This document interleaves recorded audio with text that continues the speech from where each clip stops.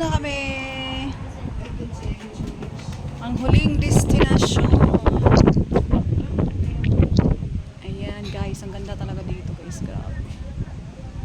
Ito kami sa Infanta guys. Sa Little Baguio Botanic House. Ito na yung huling aming na dat na. Ganda ng view guys.